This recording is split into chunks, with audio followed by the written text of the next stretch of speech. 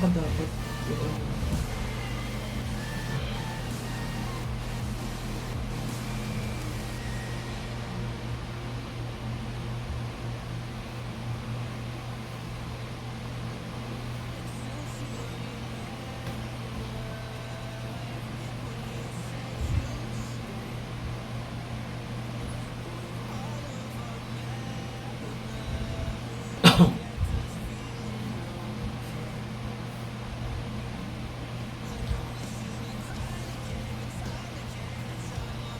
Naman pa ba ako?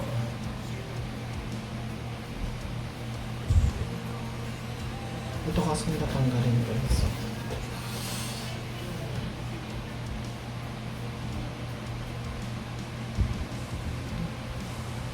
Malaki na kasi siya.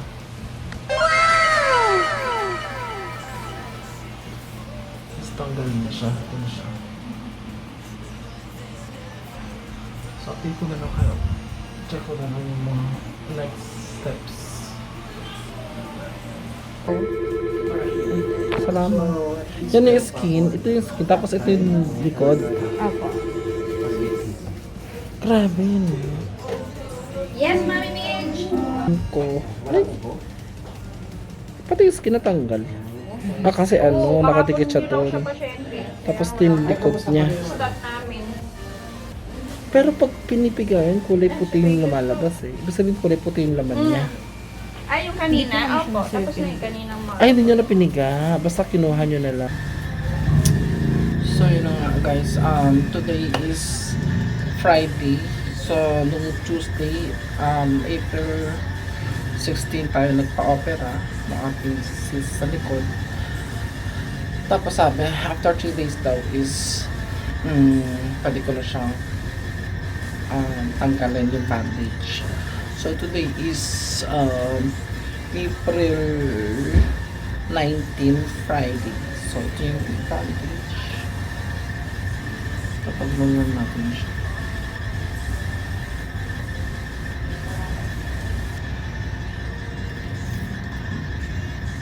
Hindi ko alam kung may tayo siya or something.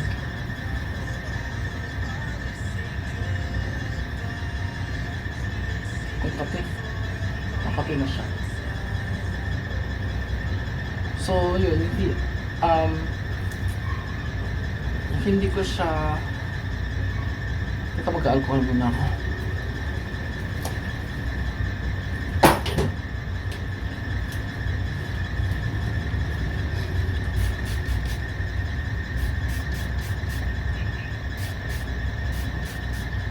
So, yun no. Hindi ko siya hinayaang mabasa.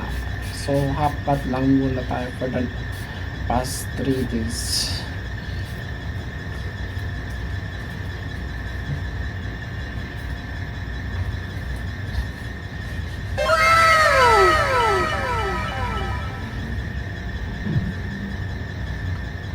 Bahay lang tayo eh.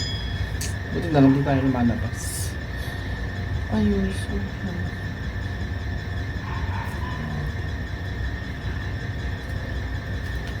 Aray ko. Nandin ako doon. So dati diba ang laki ng bukol dyan. So ngayon, dapat flat na siya. Tanda na isa. Ay malinis oh.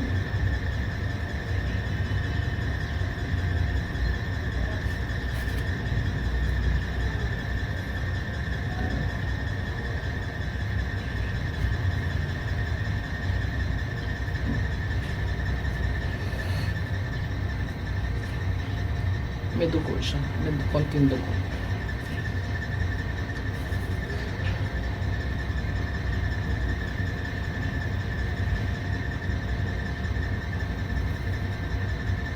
Ay, shucks.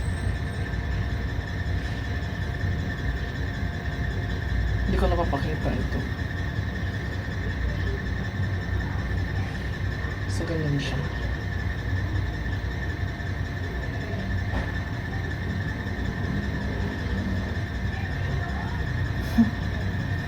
Ay, ito.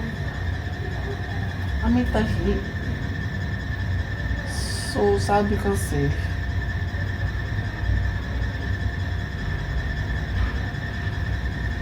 pag tatanggalin lang yung bandage. Ano siya? May tahi. Tapos, ano daw, pwede ko siyang basain. Ito, ano yata? Words, papatanggal ko to. So, pwede ko na siyang basain. Pwede na ako eh. Pwede ko na siyang linisin. Ngayon. So, tapos sa 29, next Monday. So, hindi this coming Monday, next Monday. Wow! May visit ko rin si Doc for ano. Siguro for check up or something. Kasi check ko yung biopsy. Yung ano, nung resulta. Yung resulta ng biopsy. Okay. Thank you guys for watching. So, update ko na lang kayo sa result ng biopsy. So, after April 29, yun. Saka siya i-upload itong video na to. Okay, thank you guys. God bless everyone. April 29, so ito na itsura niya.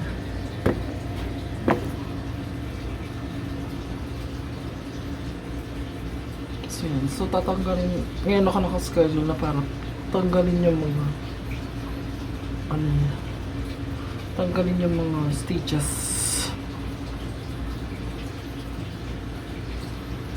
Ayan. So, may papakita ako after matanggal yung mga stitches. So, kung ano yung result ng biopsy. So, yun na nga. Tapos na tayo check ulit sa doktor. Tapos, ito na yung result. So, good news naman. So, hindi naman siya cancerous. So, tinanggal na niya yung mga tahi. So, tinanggal niya yung tahi. So, hayaan ko na lang daw yan matuyo. So, walang kailangang ilagay na gamot or something or cream. Basta hayaan lang daw siya na matuyo. So, pag matuyo na siya, so, peklat na lang. Tapos, pag nagpeklat siya, siguro anahan ko na lang ng scar remover or something. So, yun. So, yung findings is yun nga. So, yung gross findings sabi, specimen received in formalin and labeled as sebaceous cyst. Isa pink cream. Ano to? Ovoid fluctant mass measuring 2.5 by 2 by 2 centimeters with an attached tan smooth skin ellipse measuring 2.5 by 10 by 1 centimeter. Sectioning reveals sectioning reveals a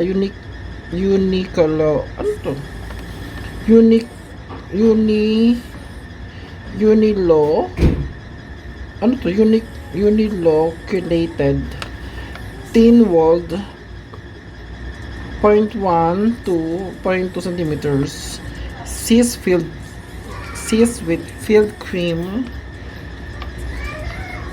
cyst filled with cream pastry material. Pwede pala siya surgical margins are ink. Tapos representative sections taken in one cassette S1-B1. Ano yun? Masyadong ano siya, medical term. So ang ginawa sa akin yun nga ang pre-operative diagnosis is sebaceous cyst, scapular area left. Tapos yung post-operative diagnosis, yun nga, same lang. Yun nga, sebaceous cyst siya. Tapos operation performed, yun, excision. So, in-excision tayo para matanggal yung specimen na sebaceous cyst. So, yun, thank God, guys. So, hindi naman siya cancerous. Yun lang. So, yun. Pero kung yun yan, no, kung meron kayong mga naramdaman, so, much better na ipacheck. So, gusto kong i-thank yung doktor ko. Sino bang doktor ko? Um,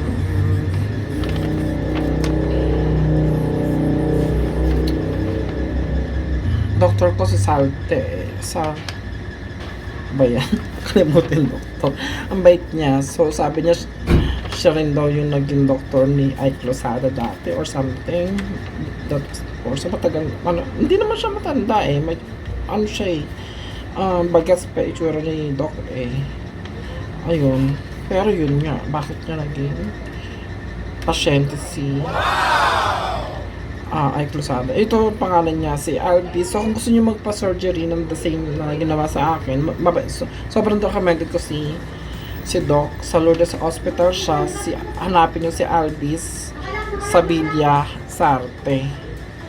So, yun. So, check nyo na lang yung kanyang schedule doon. So, magaling siya. So, magaling siya. Naka-recommend ko siya. Recommend siya. Tapos, mabait siya. Hindi niya mapapafeel sa'yo na matakot ka ganun. Napaka-ano niya. Pleasant. Okay, thank you guys for watching. So, ito after 2 weeks, hindi ko siya pwedeng galawin. So, update ko pa rin. Ibibigay pa rin ako ng update after 2 weeks kung ano na yung itsura niya. Hanggang sa mag-heal siya. Okay, so ito na yung today is July. Ano ba ngayon? 12? July 10. Today is July 10. So,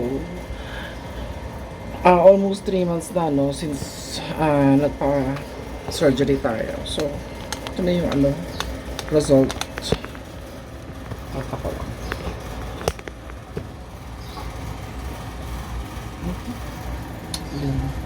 So, may scar pa rin pero at least okay na siya. Hindi na siya. Ang weird lang ng feeling kasi parang minsan makati siya. Hindi ko kasi siya nalagyan ng kung ano.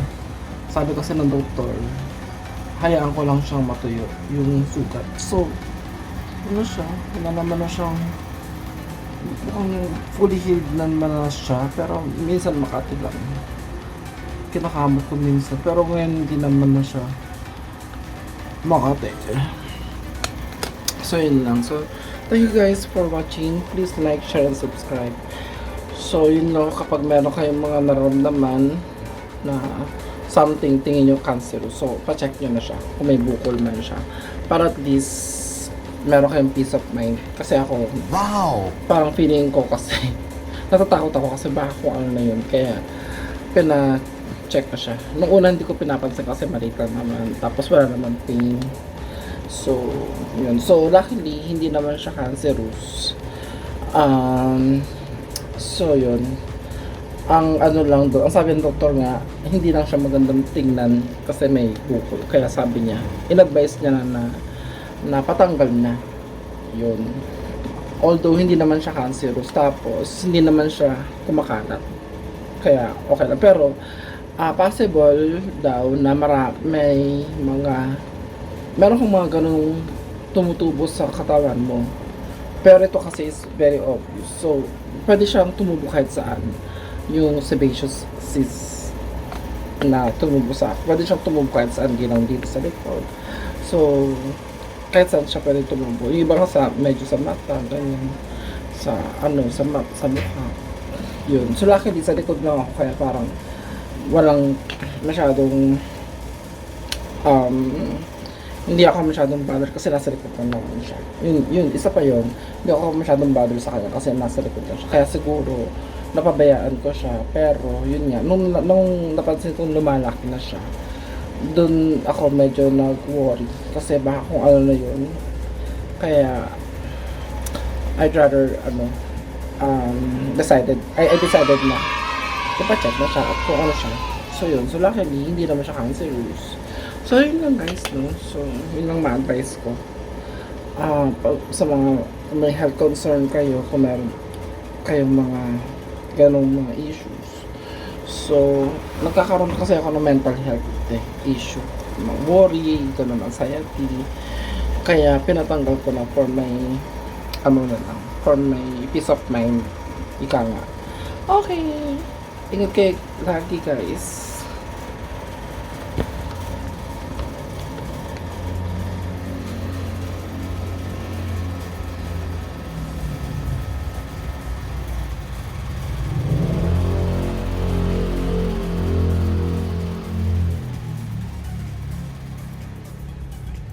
Wait.